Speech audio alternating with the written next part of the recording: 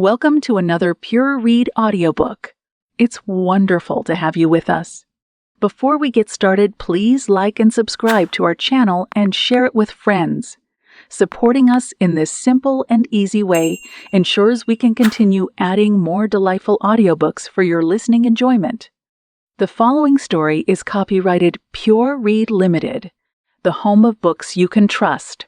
Now, sit back, relax, and enjoy.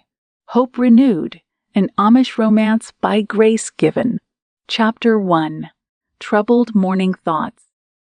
Rebekah Byler shielded her eyes from the sun that edged its way through the early morning fog. She harvested the last of the late produce from her garden and placed the root vegetables in her basket. "Come along, Samuel," she said to her son. "You can help your mom get these vegetables ready for canning." The 4-year-old child picked up his small shovel and leaned it against the wall by the kitchen door. When they came into the house, Rebekah surveyed her house with pride. In spite of her active child, her house was well kept. She glanced at the sewing basket on the floor in the sitting room. There was no time now for sewing this morning, something she enjoyed doing more than anything else. Samuel climbed up on the stool and put the carrots into the cool water. He swished them around and put them into the empty pan. "You are doing a gut job, Samuel. Danke for helping me." His smile, that was so like Eli's, briefly tore at her heart. She was happily married again to Eli's best friend, who looked after them when Eli died. When the terrible accident happened a few years ago, Rebekah felt as if she would never be happy again without him. Rebekah loved Jacob Byler with all her heart, and he gave her and Samuel a good life. She breathed a prayer of praise to her God and started boiling water for the vegetables. "This afternoon we will visit the Dottis. Would you like that?" Samuel repeated yes over and over. He loved his great-grandparents, and Rebekah loved having them live a few steps from the back door. Her father's parents meant everything to her. "Dad, Dad," called Samuel. Jacob wiped sweat from his brow and leaned over the pump, ready to wash up before lunch. Instead, he swept his son into his arms and tousled his hair. "You will soon be big enough to help me in the fields," he said. Samuel told him he wanted to do that today. "Not yet, Samuel, but you will soon be big enough." Jacob's eyes lit up when he saw his wife smiling at him through the screened door. He kissed her lightly and washed at the pump. Then all three sat down to enjoy sliced roast beef, boiled potatoes, and fresh green beans with bacon. Rebekah poured coffee for both of them and a glass of milk for their son. Jacob told Samuel to bow his head when he saw him reach for a biscuit. "We must thank our God first." Jacob prayed the prayer, and then he and Rebekah talked of the progress in the fields. When they paused, Samuel said, "We are going to see our Dottis today." "I hope you have some cookies ready for them," said Jacob. He loved Samuel as if he were his own child. Samuel's appearance and personality duplicated Eli's. Jacob felt he had been given a gift in spite of the death of his best friend. He knew God had his own plans. When lunch was finished, Jacob told them he had to get back to work. It was harvest time, and the sunny days proved to be long ones. He kissed his wife and son again and left for the field. Rebekah and her son packed a batch of oatmeal cookies into a sack and started off. She looked over at her parents' home and felt contentment that she lived between the people who meant so much to her. Bishop Daniel Stoltzfus, her father, was the bishop in their Amish community. Her Dottie was a retired bishop, and Rebekah did not like to think of his failing health. He appeared to be suffering more each day from arthritic maladies, but his demeanor remained a constant, cheerful one. She waved across the pasture to her mother. Claire gathered the last of her garden, and Rebekah was sure a busy afternoon of canning awaited her, too. "Come here, Samuel," said Sarah Stoltzfus. My little Kens, kind grows bigger by the day. Rebekah's grandmother hugged her tight and told them to come inside. Your Dottie will love your cookies, Rebekah. I will put the coffee on. Rebekah went into the sitting room. Her grandfather sat in his chair and closed the Bible when she came in. She leaned over and kissed him on his weathered cheek. How are you today, Dottie? I am gut. I watched you and Samuel out in the garden. When did you find time to bake cookies? Rebekah told him they were from the afternoon before. Sarah brought steaming coffee to the table and poured a cup for her husband. Rebekah took it to him with a small plate of cookies. She and Sarah returned to sit with him with their own cups. Samuel sat at a small table in the sitting room that Eli made for him long ago. They decided it belonged at the grandparents' home now so Samuel could have a place of his own while they visited. They talked of the busy fall season going on. Her grandfather nodded his head. God is rewarding everyone for their hard work. It will soon be Thanksgiving again. Sarah looked at her grandson. Samuel is about to fall asleep, she said. Rebekah shook her son and told him to follow her to the extra bedroom. He climbed onto the bed and was soon fast asleep. When Rebekah returned to her grandparents, they did not notice she stood at the doorway.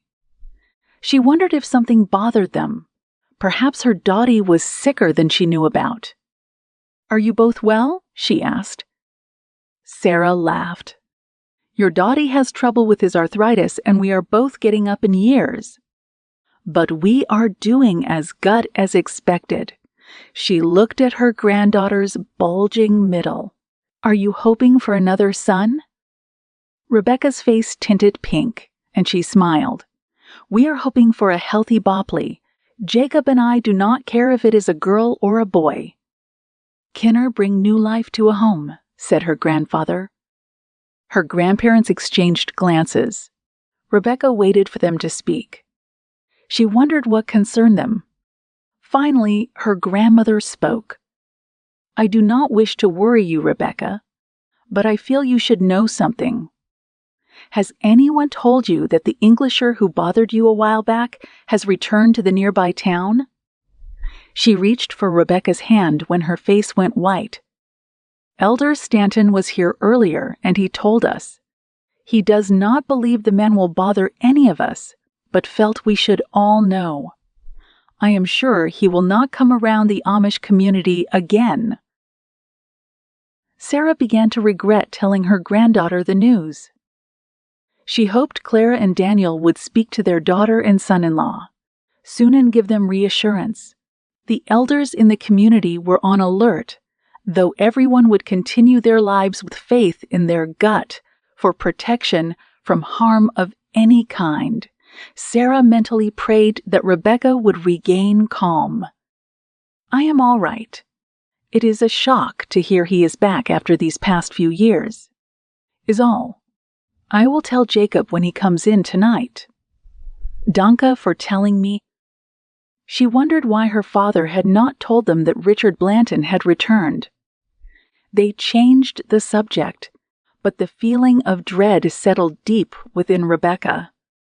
That evening, Jacob reached for the Bible for evening prayers. Samuel and Rebekah bowed their heads together and listened to the passage chosen. Then Jacob closed the Bible and spoke of the meaning of the verses. Rebekah was distracted, and when finished, she took Samuel to his bedroom to ready him for bed. She spoke of the reading the child heard and reinforced the message with him.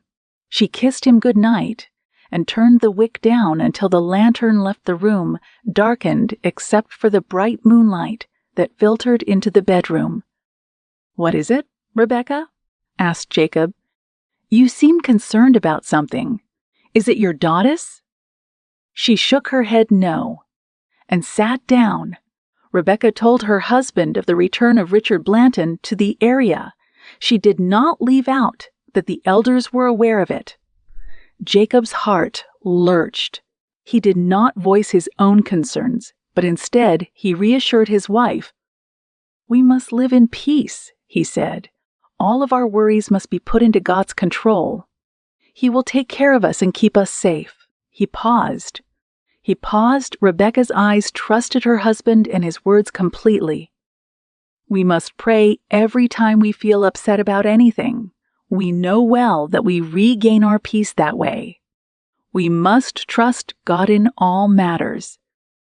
They prayed again, and Jacob took his wife's arm, and they prepared for bed. Rebekah fell asleep right away.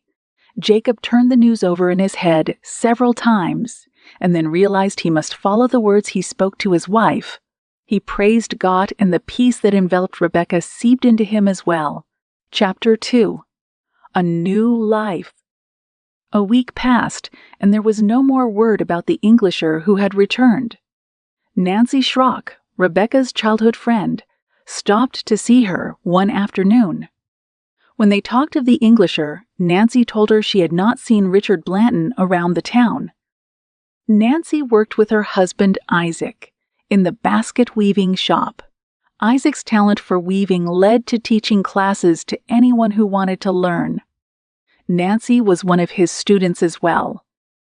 Sometimes Englishers want to learn, and Isaac is happy to teach them. "I have not seen the Englisher you speak of at all." "That is a gut thing, Nancy." "I am relieved. Perhaps he only passed through." When Nancy left, Rebekah heard the clip-clop of another horse and buggy coming up their lane. She waved to her mother, and Clara looped the reins of the horse over the post. She reached inside the buggy and retrieved a hot rice and chicken casserole. "I made too much and thought it may taste gut for your supper tonight or lunch tomorrow." Rebekah poured coffee for her mother. They sat at the kitchen table. Today was the day Rebekah would take the opportunity to ask her mother about the Englisher. She had not mentioned it to either parent, and still wondered why they had not told her. It has been a week since Gross. "Mommy told me Richard Blanton returned to the area," said Rebekah. "She told me the elders and Dad knew this." Clara noted the hurt tone of voice. "Rebekah, we have been keeping close watch on your house, especially while Jacob works in the fields. We did not know you knew about him and did not want to worry you." She took her daughter's hand in hers. "Your day and I will visit you and Jacob Sunday. We do not have services this week. We can discuss everything then. In the meantime, please do not worry. We will put everything in God's hands. Nancy told me she has not seen him around town this week. Perhaps he has moved on." "He may have been passing through," said Rebekah. Clara smiled and patted her hand, but did not answer her directly. She was glad for Samuel's interruption. He showed her a handful of wildflowers he picked. "Samuel, you are not supposed to pick any flowers," said Rebekah. Her face was stern. "The flowers are meant a gift from God for all of us to enjoy in the gardens and fields." Samuel hung his head. Clara took the small, ragged bouquet and smiled at the child. "Your ma'am is right, but danke for thinking of me. The next time, leave them for everyone to see what God had given us." She hugged him tightly until Samuel squirmed from her arms and ran back outside. Rebekah appreciated her mother's frequent visits. The time for her child to be born neared, and she tired more each day. Jacob pitched in at night as if he had not had his own strenuous day of work. He told her he would milk the cows and take care of the animals in the evenings and mornings until after the child was born. "Doctor, I think it is time for you to accept more help with your chores." Clara's eyebrows furrowed. Rebekah looked tired. "Nancy has offered to come and help on laundry day. With just your dad and me alone now, I have more time during the day. I will cook meals ahead for you. You can place them in your icebox and use them as needed." Rebekah's eyes overflowed with gratefulness. Danke, Mayim.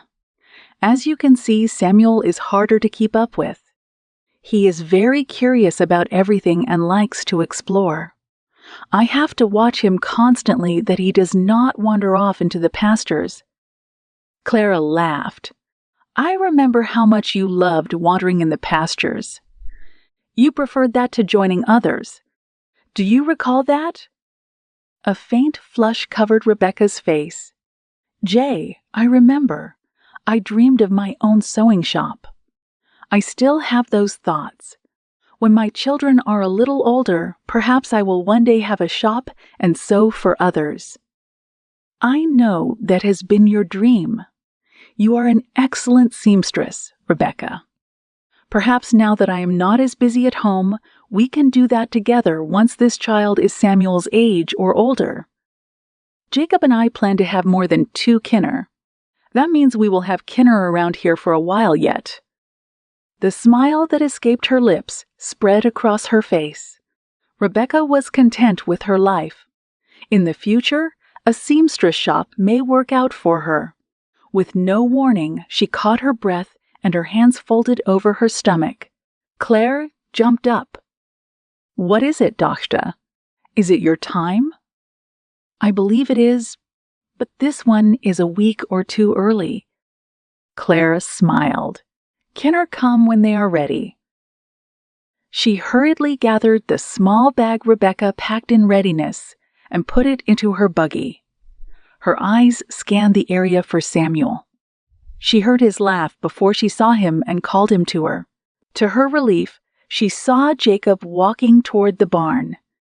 He carried a tool of some kind, and Clara decided it needed a repair. She called to her son-in-law, who hurried over to her. You get Rebekah and take my buggy.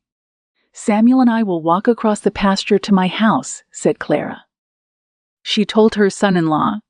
In-law, she would call the English driver to meet them at the general store, where he would drive the Bylers onto the hospital. The bishop had agreed to a phone in his shed to use for emergencies.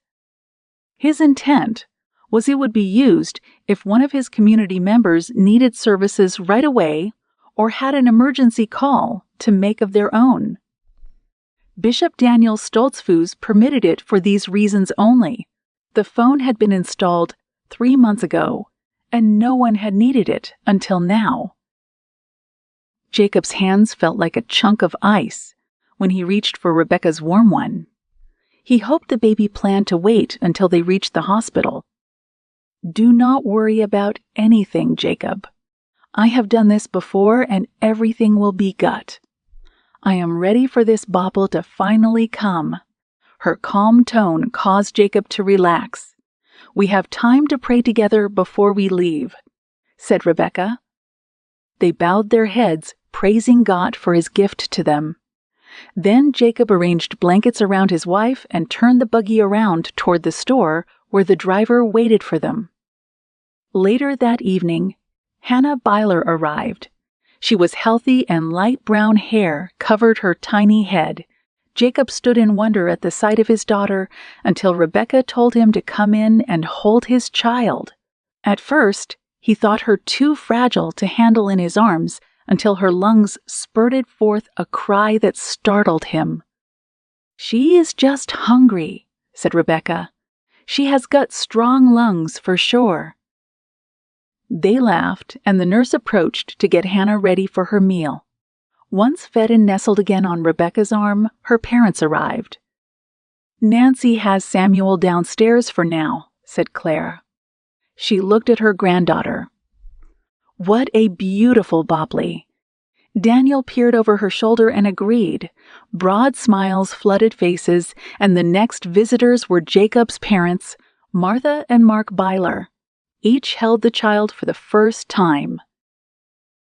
The nurse at the desk told me we could bring Samuel in to see his new Schwester, said Clara. Are you ready for him to see her? Rebekah and Jacob spoke at the same time, and Clara left to get her grandson. When they returned to the room, Hannah slept at her mother's side. For the first time anyone could recall, Samuel gazed at her with no movement on his part. "She is beautiful," said Nancy. "What do you think about her, Samuel?" The child could not take his eyes off Hannah and said nothing, but he nodded his head in approval. Chapter 3. Good Intentions. 2 days after Hannah's birth, her parents took her home to begin her life as a cherished Amish child. More than once, Rebekah cautioned Samuel to be careful not to sit on his new sister. He climbed onto the couch where she was bundled in her blanket and forgot she was there. He eventually learned to remember she was there to stay and became protective of her. He announced to his mother when she cried and when she slept. He waited until Rebekah scooped her into her arms and took care of the needs of her Dokta. Rebekah beamed every time she watched her children together. Jacob found more excuses to come into the house at odd times during the day. He kissed Rebekah lightly each time and then enjoyed his children before returning to pressing work outside. The harvest was completed. The family prepared for Thanksgiving. The first snowfall came 2 weeks before the holiday. The day of the first snow, Rebekah glanced out the window to see a buggy coming up the lane. Martha Byler got out and reached back for something wrapped in a large, thick towel. The aroma of baked chicken reached Rebekah, and she offered Martha a cup of coffee. Then she pulled the cradle with sleeping Hannah into the warm kitchen. She slept through the short ride from the sitting room while Samuel attempted to push it from behind. "Do you want some cocoa, Samuel?" she asked her son. He nodded and said, "Danke." Rebekah sat him in the chair next to his grandmother Byler. "I do not want him to accidentally spill his hot drink on his feshta, and he loves to sit next to you." Martha agreed with her plan. "You and Jacob have a wunderbar Stammen." Rebekah smiled to herself. Every time her in-laws visited, Martha complimented her family. She breathed a silent prayer thanking her God for her supportive and loving family. Everyone brought food along with them to see the new baby. Nancy and Clara appeared once a week to help with laundry and house cleaning. Nancy Schrock was due her own child any day, but she had more energy than Rebekah had so close to giving birth. "I must leave you now," said Martha. "We hope you and Jacob and the Kinner will come to our house for Thanksgiving. Your mom and dad have agreed with the plan." Rebekah assured her they would be there. They decided to take Hannah to services for the first time, and what better time than Thanksgiving Day? She and Jacob had much to be grateful for. Once church services ended, they would then drive to the Byler's home. Later in the afternoon, other neighbors would visit with one another. Rebekah was excited as the day neared. She and Clara must start planning the food they would make. Rebekah had no worries that she would be strong enough to start participating again in activities of the community. In the meantime, Clara sat at her own table with the bishop. Daniel ate heartily, and they spoke of the services for the big day. The bishop wrote his main sermon to be given, and another preacher and deacon from a neighboring community were lined up to preach as well. They came from a large nearby community. Their pastor would take care of services there. "There is something I feel we should discuss," said Clara. Daniel knew the subject matter and that they must speak of it. "Go ahead, Freya. You are right. It is time." He and Claire knew the secret from Rebekah and Jacob could no longer be between only the two of them. One of the elders had seen the man around the parsonage, and Daniel swore him to secrecy. He had to be sure the young man was sincere before he told Rebekah. Both he and Clara regretted the news. Had to be just before one of the most joyous days in their community. But if they waited through Christmas, they feared their daughter would learn of it from others.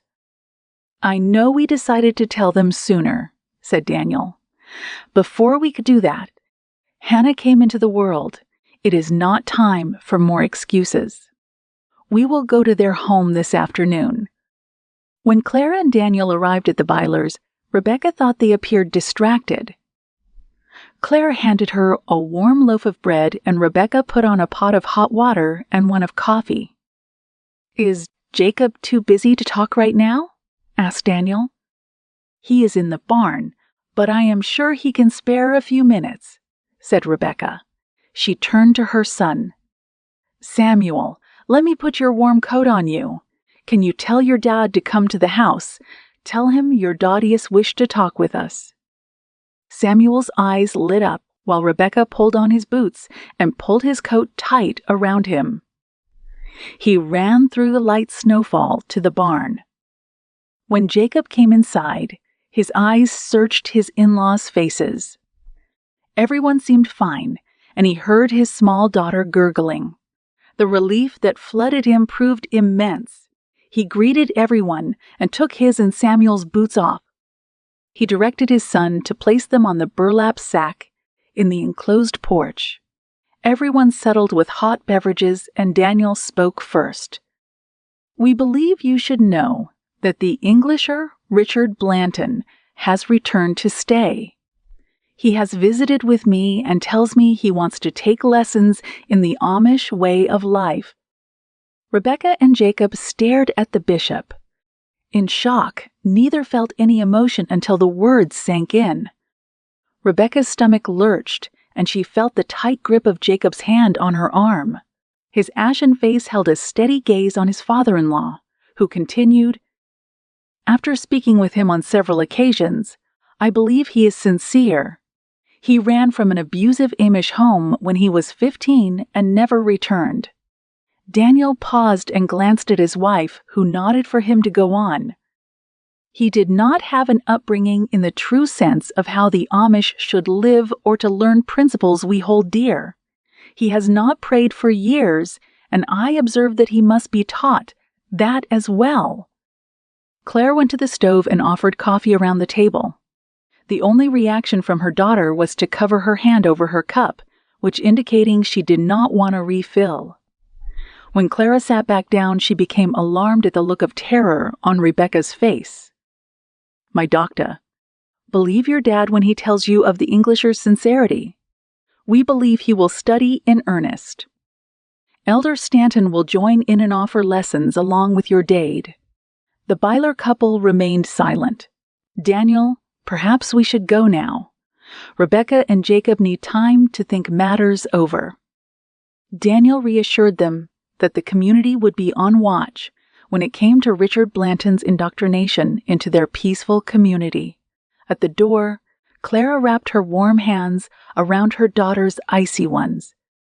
When they heard the last sounds of the horse's hooves on the hard dirt, Jacob pulled his wife down onto the couch next to him. He bowed his head and prayed that the Englisher's intentions were true. "I will pray to our gut that Richard Blanton is sincere about joining our community," said Rebekah. "If he is, then he must be welcomed with open arms by all of us." Her words spoke confidence, but her heart matched Jacob's with doubt. "We must not allow him to instill fear in us," said Jacob.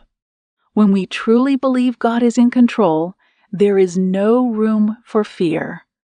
He scooped Samuel into his arms and opened the Bible. Hannah gurgled happily when Rebekah picked her up to join them. Chapter 4. All is well. It did not take long for word to spread around the Amish community that the Englisher was back. The bishop spoke with the elders privately. The Sunday service was scheduled for the home of Jacob's parents, Martha and Mark Byler. Richard Blanton had completed 3 lessons, and according to the bishop, he appeared to be in earnest about learning the life and beliefs of the Amish people. It was time he was introduced to the members as one who studied with the intentions of joining them. When he approached Richard, the man's eyes lit up. He was ready to meet everyone officially. Sarah sat at her granddaughter's kitchen table. She smiled as she watched Samuel spend more time with his baby sister than his toys as of late. "It is gut. He loves her so much," she said. The glow in Rebekah's face was one of pure love for her children. Hannah was more demanding than Samuel had been at that age, especially when she was hungry. The differences between them were notable. Recently, Clara told her daughter that one child was Eli all over, and the other was Rebekah. Rebekah's face tinted red when her mother made the comment. She had been an independent child and recalled admonitions from both parents more than once. Sarah laced her fingers in and out of the cup handle. "Is something bothering you, gross mommy?" asked Rebekah. "You appear restless today." "I have always practiced leaving everything in God's hands," she said. "I do not know why I have allowed a fear to permeate me." Sarah smiled at Rebekah.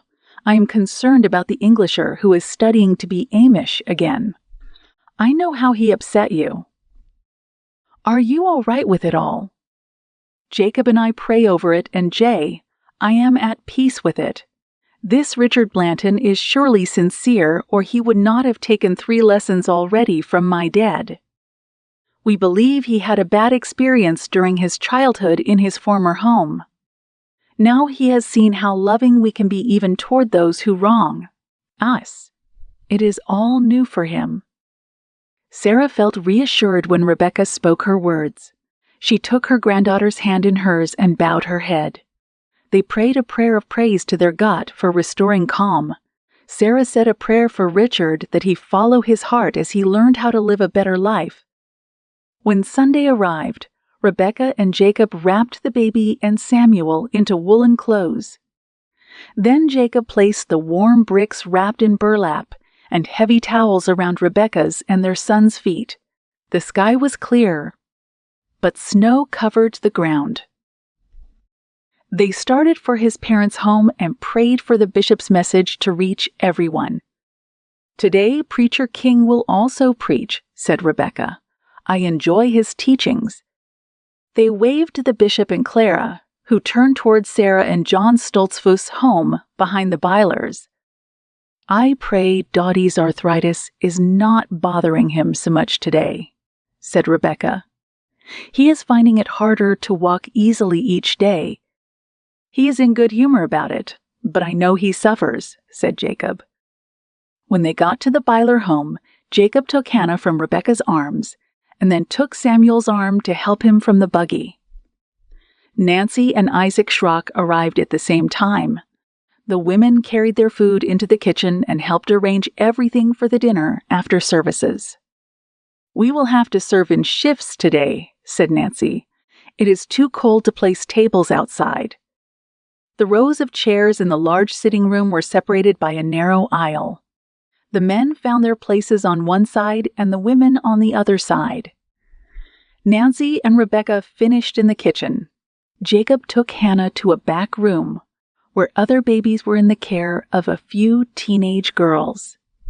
Samuel sat with his father. Rebekah glanced behind her to locate her mother. She saw the bishop and her mother come into the room. The bishop gestured to the young man next to him to sit with the men. Clara joined the women. The room grew silent before the bishop began services. Everyone tried not to stare at Richard Blanton. He dressed as an Englisher, but he sat down when Rebekah's grandfather invited him to sit next to him. It looked a little strange to Rebekah. The young men usually sat together, and the older ones behind them. She stared at the back of the head of the man who once stalked her. An uneasy feeling came over her. "Are you all right?" asked Nancy. Her friend's face was ashen and tense. "I will go outside with you to get some air." "No, I am fine," whispered Rebekah. "Seeing him again disturbed me, but I am gut." Everyone stood and began singing the first hymn. After all 7 stanzas were sung, they sat down as the bishop addressed them.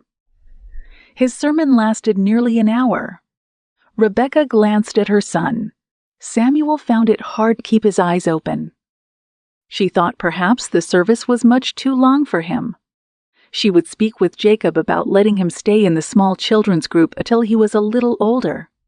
She smiled to herself when she saw Jacob pull Samuel closer to him and allow him to sleep. After several more hymns and more sermons by the bishop and preacher king, the service ended. Chairs scraped and young boys quickly set up several long tables. Rebekah left to retrieve Hannah in the next room. "She is sleeping," said Mary. "I will watch her.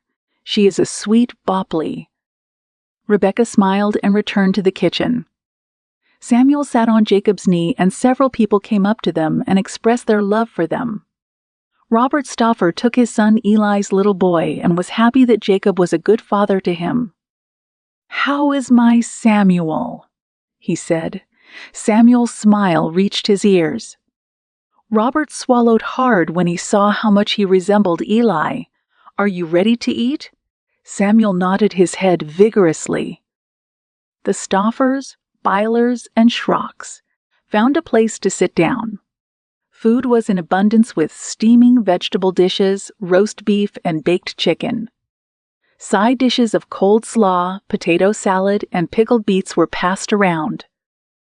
Once Rebekah and Nancy finished their meal, they cleared the table and placed desserts in front of everyone. Rebekah stopped at the table where her parents sat and offered them dessert. Once the first shift had eaten, the women cleared all tables and set up for the next ones waiting in groups. "Remember how we used to make sure we sat across from Jacob and Eli when we were unmarried?" said Nancy. The women laughed and remembered hoping they would find them before anyone else chose the seats. The young men always did find them. "I do remember how that felt," said Rebekah. "But I would not exchange those times for now. Would you?"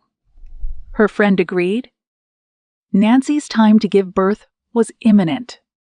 She and Rebekah hoped she would have a daughter so their girls would grow up fast friends, as the two of them were. "I am going to check on my Boblis," said Rebekah. "I do not think you have to be concerned," said Nancy. She pointed to the next room. Jacob's parents and her parents, along with Ruby and Robert Stauffer, were entertaining both children along with other various grandchildren. "I believe they are all well taken care of." The women went into the kitchen to help out. Two women were talking about the guest at the services. Rebekah did not join in the conversation, but she listened. "I believe he is being accepted," said one. "I saw many of the men welcome him." The other woman agreed. "I believe he will make a gut Amish man. He is friendly. Where does he live now?"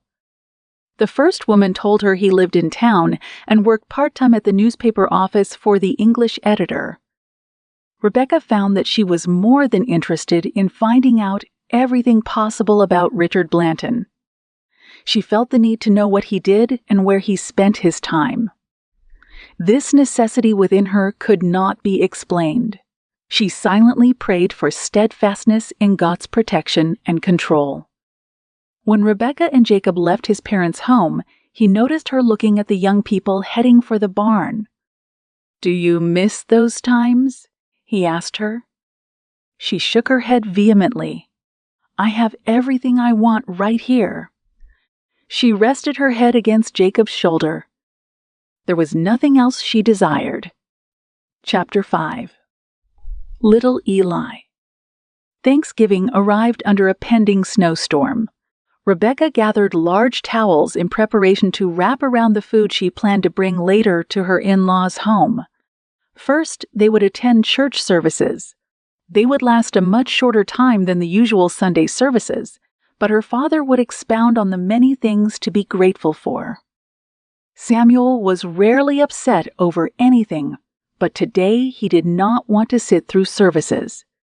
"We must thank our God for everything he gives us, Samuel," said Jacob. "This service will not be too long, but it is important to give thanks." Samuel protested. Jacob's voice grew stern. "You must learn to give praise to God every day, Samuel. Today is a special day for doing that. Please get your warm coat." Samuel knew when his father spoke in that tone, he was serious. He climbed on the small stool and reached for his coat. Rebekah buttoned it tight and then bundled Hannah. They had decided to return home after services to pick up the food. There would be no usual dinner after services on the holiday, since each family would enjoy it in their own homes. Jacob drove the horses to the bishop's home, where boogies lined up already. Everyone wished the others a happy Thanksgiving. Rebekah looked for the Englisher. She wondered where he was. Back in the buggy, she voiced her thoughts to Jacob. "Perhaps he is spending Thanksgiving with friends in town," he said. Jacob did not want to discuss Richard Blanton. Though he did not say it, he wondered why the man had not shown up on this special day of all days. "We are off to your Dotties for a gut dinner," he said to Samuel. This was enough to put them all in a festive mood again. Jacob helped Rebekah load the food in back of the buggy. The bishop and her mother planned to join them at the Bylers. "I will check on the animals one more time," said Jacob. "I will replenish feed in case we are later getting home." When Jacob approached the barn, he noticed boot prints in the snow. They led around the back of the barn and to the backside door. He opened the door and adjusted his eyes to the dimness before moving forward. The barn was silent, but he knew the footprints did not go back outside. "Who is in here?" he called out. "Show yourself." Silence met his demand. He replenished the grain and hay and looked upward at the loft. No hay sifted down, and he decided to leave for now. He headed out the main barn door. That was when he saw the boot prints leaving the barn. Jacob walked a short distance and looked around the premises. He saw no one. When he neared the buggy, he turned and looked toward the hayloft. The loft door was shut tight. Someone had been in the barn, and he thought he had a good idea who it was. "Had the animals eaten that much already?" asked Rebekah. "They still had plenty, but I put more in for them."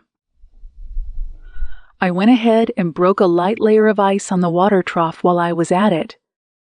On the way to the Bylers, Rebekah thought her husband more silent than usual, but she did not ask questions. When they neared the home, Mark Byler came outside to help unload the food. Martha waved to them from the kitchen window. Simmering scents wafted through the door when they entered. Rebekah hugged her mother-in-law. Her parents and grandparents came in behind them. The excitement of family and good food took over any worries Jacob had for now. He must find a way to draw the bishop aside before they left that day and tell him of the footprints around his barn. The warmth and love that filled the Byler home wrapped around everyone like cozy blankets. Bishop John Stoltzfus prayed the long prayer before dinner. His son, Bishop Daniel Stoltzfus, added another prayer. Conversations centered on the fruitful harvest everyone had received. Plans for spring were discussed. "We still have a long winter ahead," said Clara. "That is when I will plan my garden for spring." Everyone agreed that winter was the best time to plan another new season. The men stood when finished and went to the sitting room, where conversations continued. "Mark, do you still want a new barn?" asked Daniel.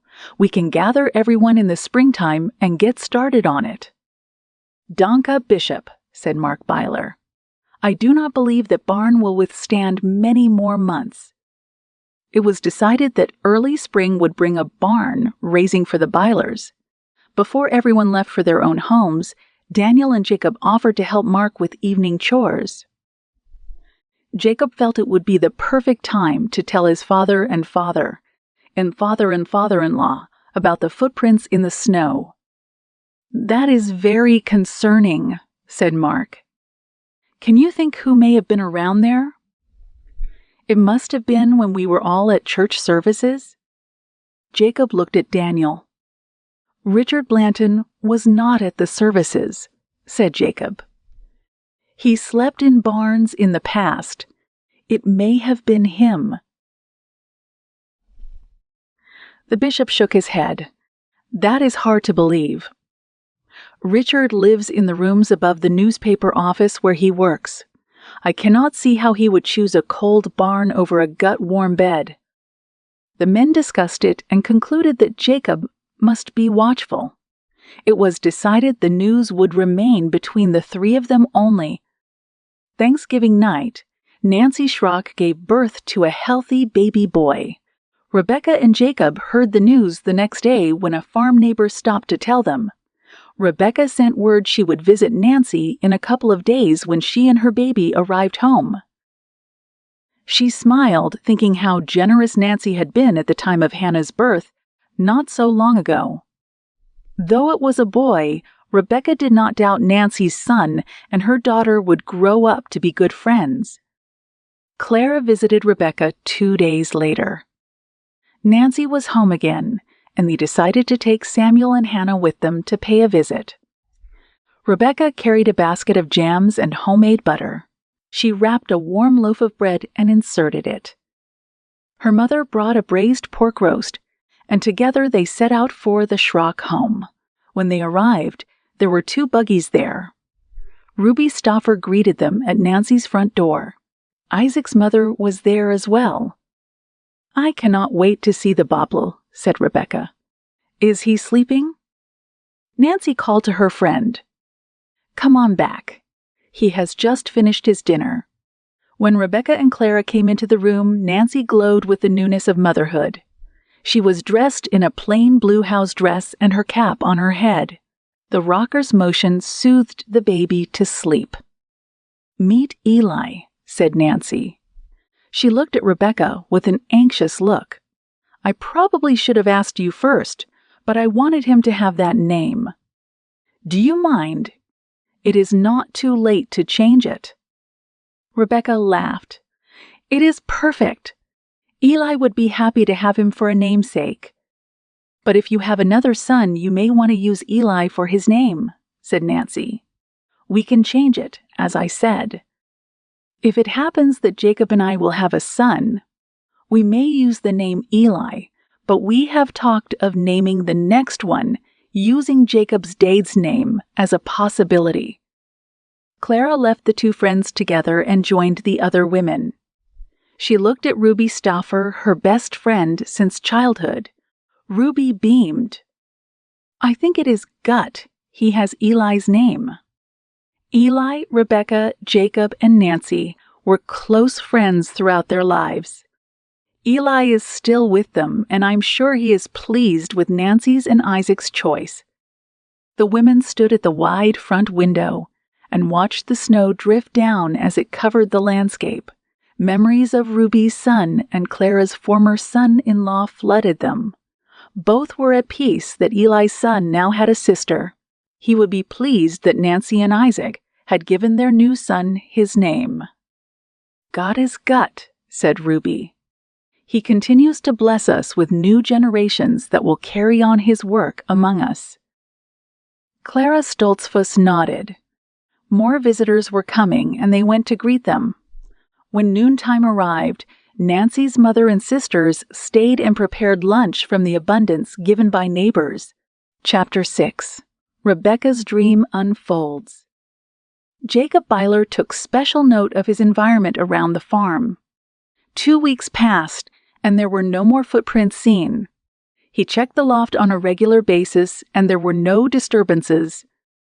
Richard Blanton attended services every other week when they were held. He began taking the first of 9 lessons for his baptism. Most members expressed joy at the progress the man made and thanked God for bringing him home again. A few, like Jacob and his father, wondered but welcomed him in as well. Rebekah avoided him at all costs. The former Amish turned English and back to Amish still unnerved her. It was not lost on Clara Stoltzfus that her daughter appeared nervous at times. She and her husband discussed something they had touched on once or twice before. Rebekah's expertise in her sewing skills could be put to good use for her family. Jacob worked hard to make a go of the farm and give time to his family. With their growing family, Clara knew finances stretched to the limit at times. "I will talk with our doctor today," said Clara.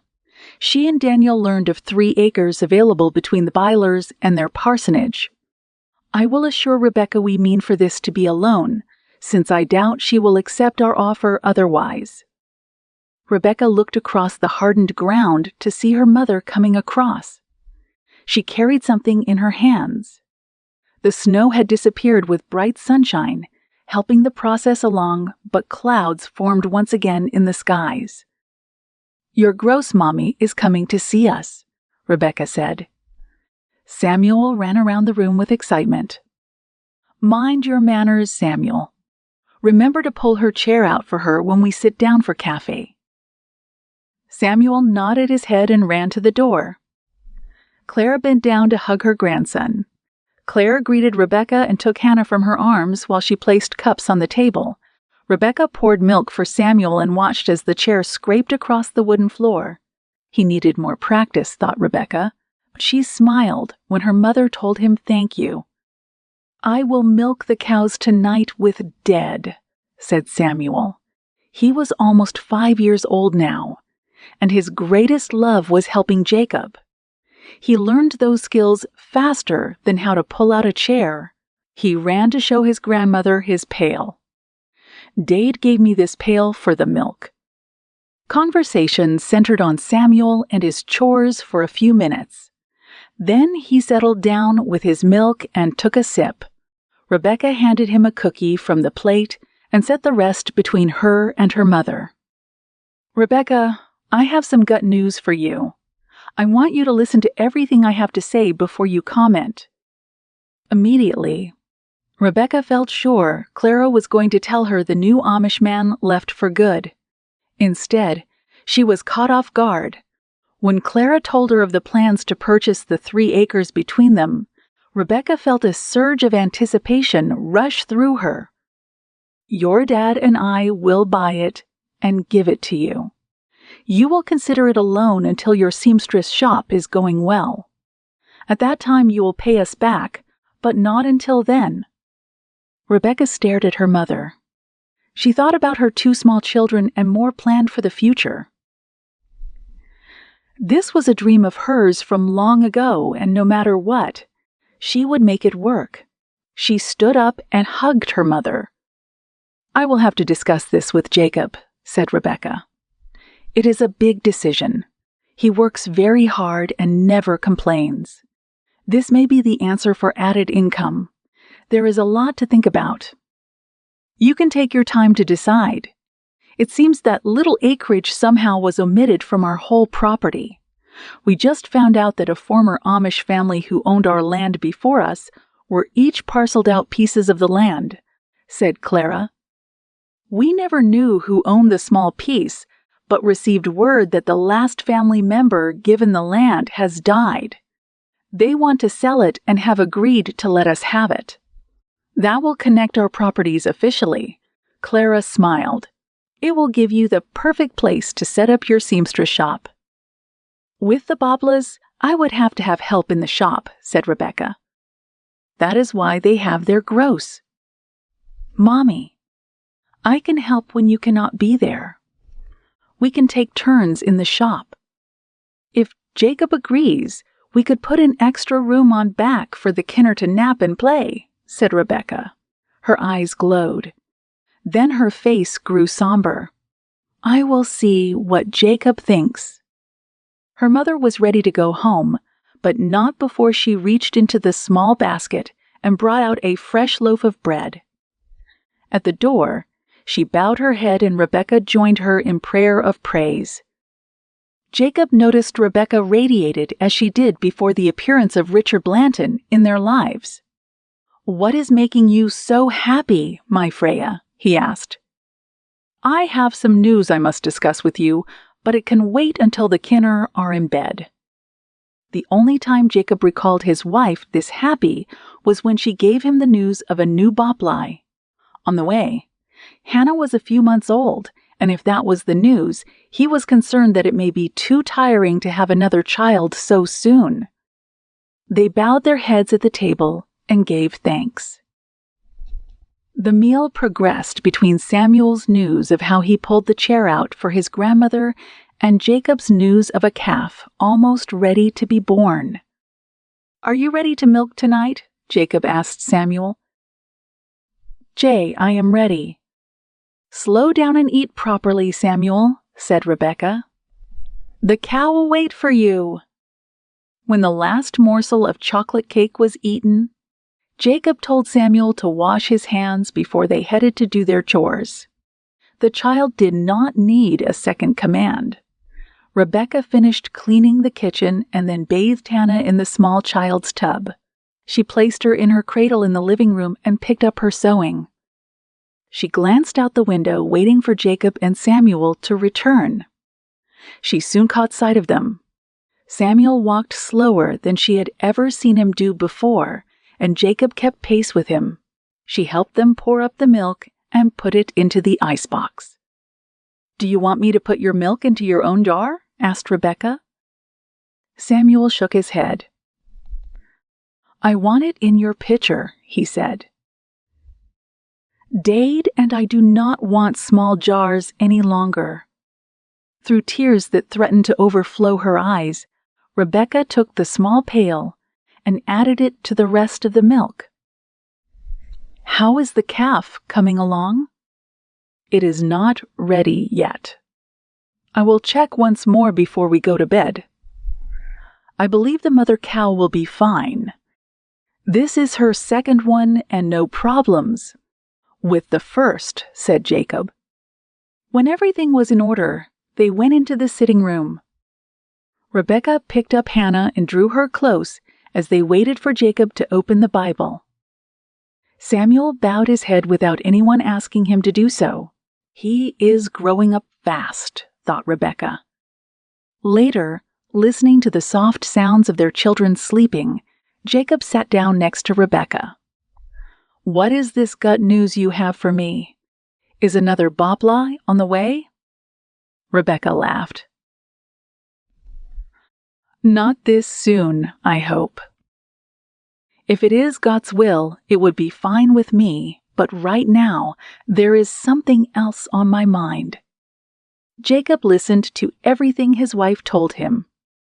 There was more to be considered than an acreage and building for her plans. The shop would have to be supplied with everything needed for sewing.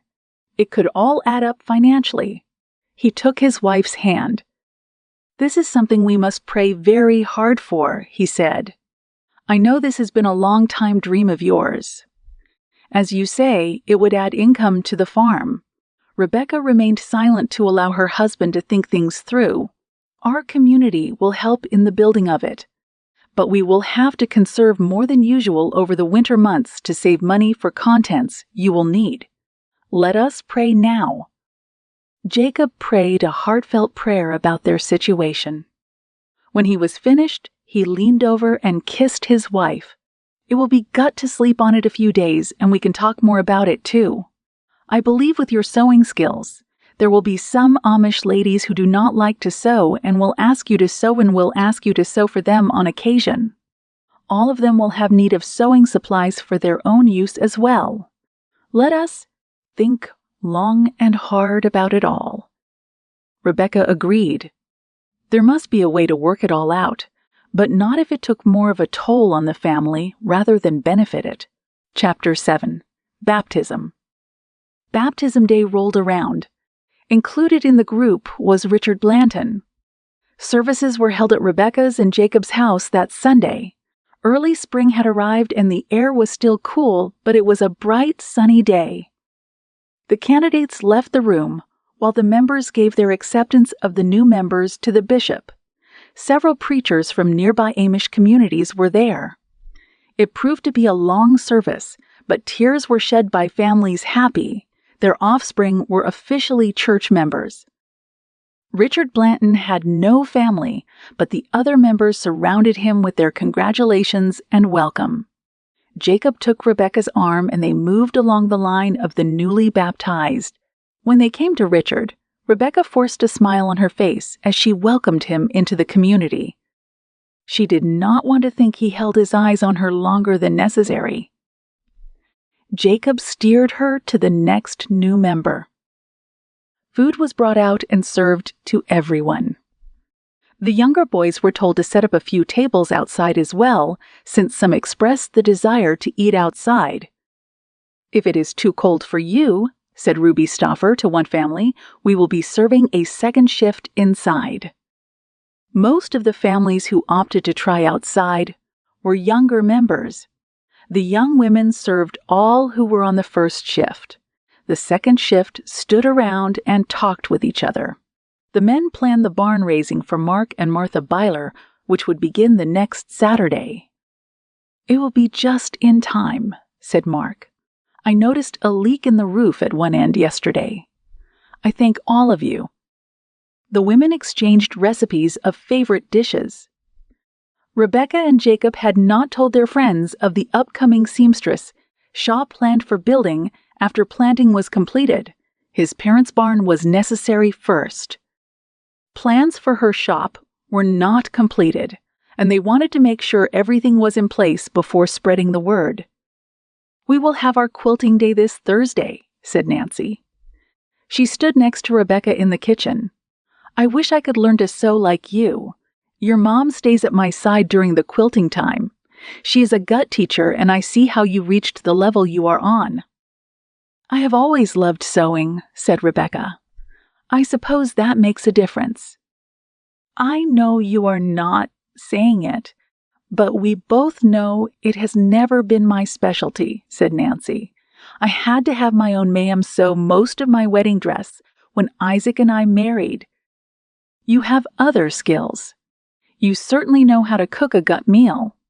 You do a gut job with Eli. He is growing fast." The women talked easily together, and soon the kitchen was cleaned up. Rebekah held Hannah on her lap and sat with friends. They talked about the barn raising and the food they planned to bring for it. Rebekah loved her community. Food was something that always brought everyone together and away from any personal problems they faced for a while. Everyone relied on the support of one another. The barn raising was no exception. The older members of the community left the home of Rebekah and Jacob in the middle of the afternoon. The young people headed toward the barn, where they would sing and play games until supper time. Rebekah approached her grandparents and offered to walk them home. She handed Hannah to Jacob and took her grandfather's arm. They walked slowly down the short path to the house. "This will be gut," said John. "I will sit here on the porch and rest a while. I am glad spring has arrived again. The sun will feel gut on my bones." "I will put some coffee on," said Sarah. "You enjoy it together," said Rebekah. "I must get back home and set up trays of leftover food for the young people. By 5 o'clock, they will be ready to eat again." On her way back down the path, Rebekah thought about her grandparents. She was glad they were so close to her own home, but she was concerned about her grandfather's failing health. She silently prayed for his comfort and for God's will in all things. She smiled as she listened to the singing coming from the barn. Memories of how she avoided the sings and instead chose to stroll across pastures, dreaming of a sewing shop, flooded her. She asked God's forgiveness for being so carefree and thoughtless of others. Eli always knew where she had gone. He was careful not to intrude until he had decided to pursue her in earnest. She was glad he chose that path. Just outside her house, she heard Samuel and Jacob laughing. Jacob sprinkled water on his son at the pump. She sighed. It was too cool for Samuel to be in wet clothes. Jacob stopped laughing when their eyes met. "We were just having a gut time," he said.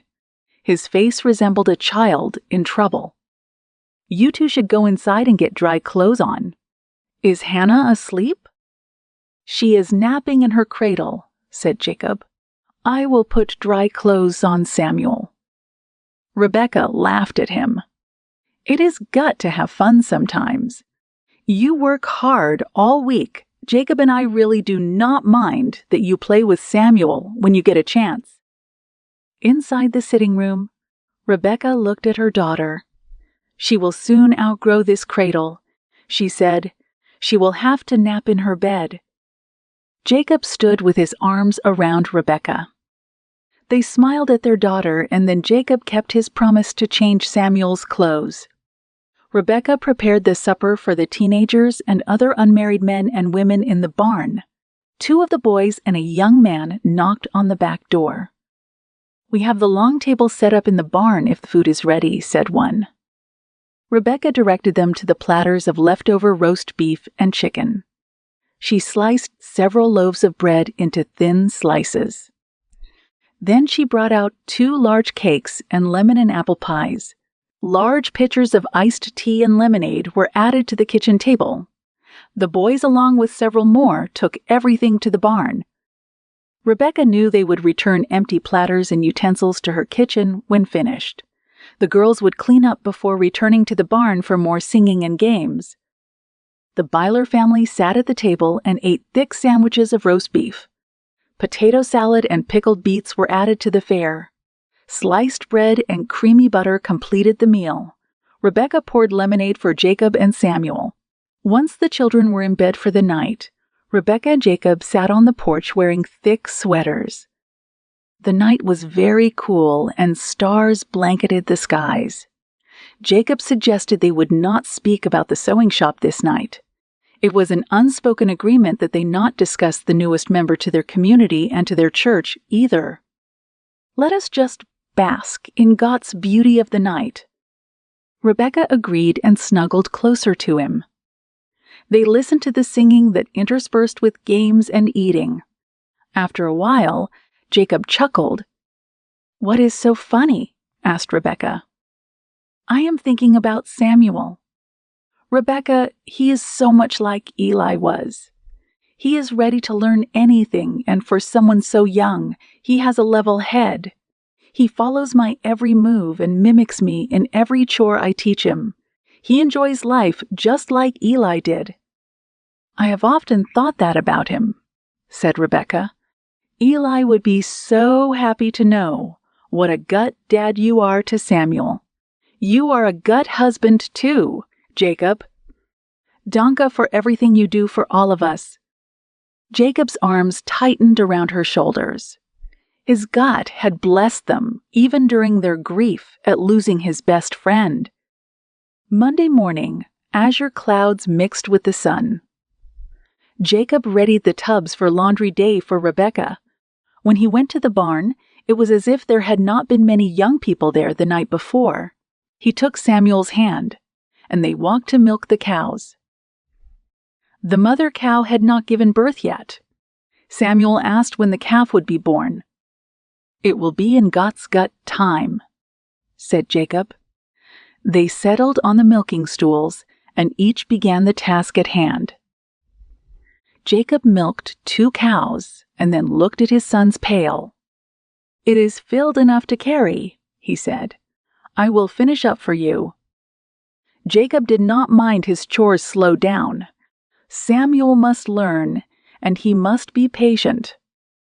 Later in the morning, Clara walked across the pasture to get Hannah and Samuel. They would spend a few hours with her while Rebekah finished her laundry. Jacob prepared the plow. A few acres waited to be tilled and then planted. Rebekah was glad the sun was out in full force and very little wind. She sensed the warmth on her face as she removed clothes from the lines.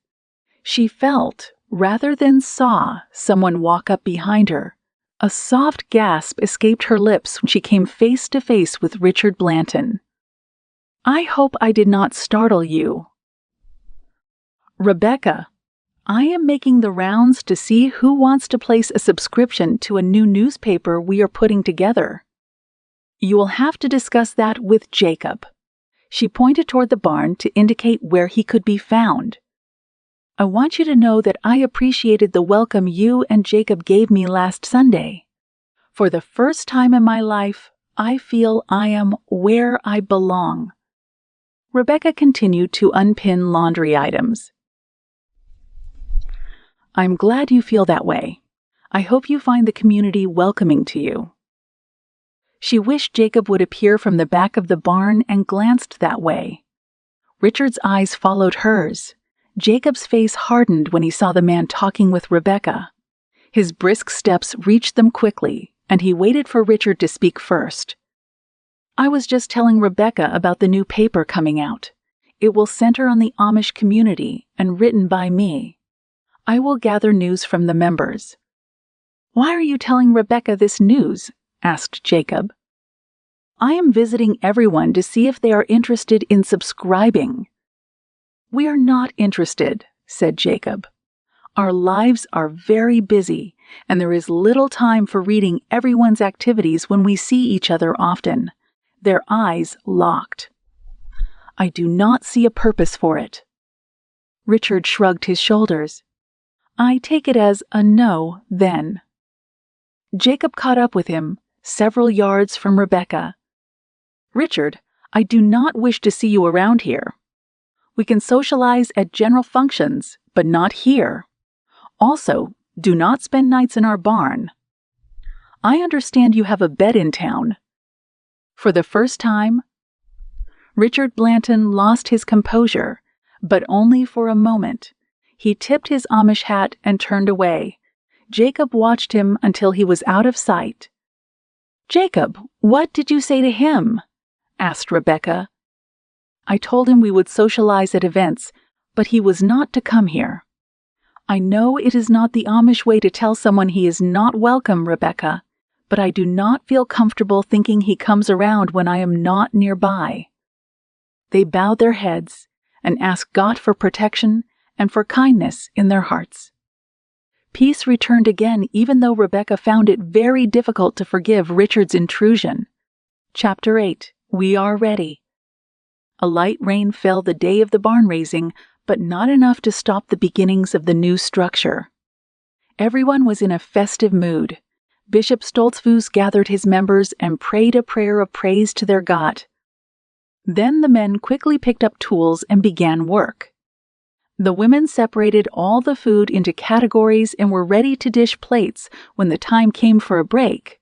Hot foods were covered with heavy cloths. The young boys were directed to set up tables as the skies began to clear. They ran from tables to taking tools to workers they asked needed. By noon, the frame was completed and everyone sat down to eat. Rebekah had attended many barn raisings since childhood, but she was always amazed at how quickly everyone worked to complete the project. She imagined how fast her sewing shop would be constructed. It would be one floor and less complicated. She smiled. "What is making you so happy?" asked Nancy. She stood next to her friend. Rebekah looked at her and decided it was time to tell her best friend about her business to come. She explained how her parents purchased the land and its purpose. "Jacob and I are in the process of working out a business plan with set goals and expenses anticipated." "That is wonderbar," said Nancy. "Now I will know who to come to for my sewing needs. Danke, but please keep it a secret. Only our parents know about it." The women talked of the inconvenience of going to town for small sewing items and how handy this would be to have a shop within the Amish community. Rebekah noticed Richard Blanton talking with the men, including Jacob. So far, he had not come onto the Byler premises again. On the way home that evening, Jacob told Rebekah that Richard decided against the newspaper for the community. He did not get enough interest, which is just as well. "It looks as if the community has accepted him. I'm surprised more were not interested." They both knew that they were the only members who continued to hold back in regard to friendliness toward the man. It caused Rebekah to feel guilty that she could not accept him as the others did. Jacob was cordial enough, but he was on his guard. When they arrived home, Jacob unloaded the buggy of empty pans and utensils. Next, he took Hannah from Rebekah's arms until she stepped down. Samuel eagerly helped himself down to the ground. Jacob told him they would milk the cows as soon as everyone was settled. The man and the boy walked toward the barn. Rebekah watched from her kitchen window as Samuel swung his pail alongside him. A few minutes later, she saw Samuel run back to the house. "Mum, Mem, come see. The cow has a new calf." He tugged at her arm, and Rebekah told him she must check on Hannah first. She soon ran with her son to meet the new calf. Jacob grinned at her and pointed to the animal. "It appears to be healthy," he said. "God has blessed us again." Samuel could not keep his hands off the calf. He rubbed it down with the soft cloth Jacob handed him. Rebekah looked around the barn. Jacob kept it neat and in order. The horses were in the pasture now that the weather warmed up. At Samuel's begging, Rebekah watched as he milked a cow. "He has learned a lot," said Jacob. "He's just about as good as I am." They laughed, and Samuel's eyes lit up like the stars forming in the sky. Together, they walked back to the house. Once supper and then prayers were over, Samuel and Hannah slept soundly. Rebekah picked up her sewing. She was making a cotton dress for Hannah, who was learning to walk. She fingered the cloth and thought about the shop. Jacob read her thoughts. "I believe we are ready to announce the plans for your shop. We have things in order now, and I believe we are ready."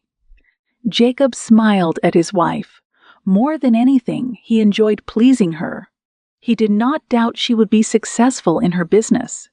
The extra income was needed as well, and both looked forward to that part. Rebekah sewed clothes every few months, for Samuel since he grew so fast. Rebekah folded Hannah's small black stockings she left on the arm of the couch. "I agree. I believe we are ready to start on the building," said Rebekah.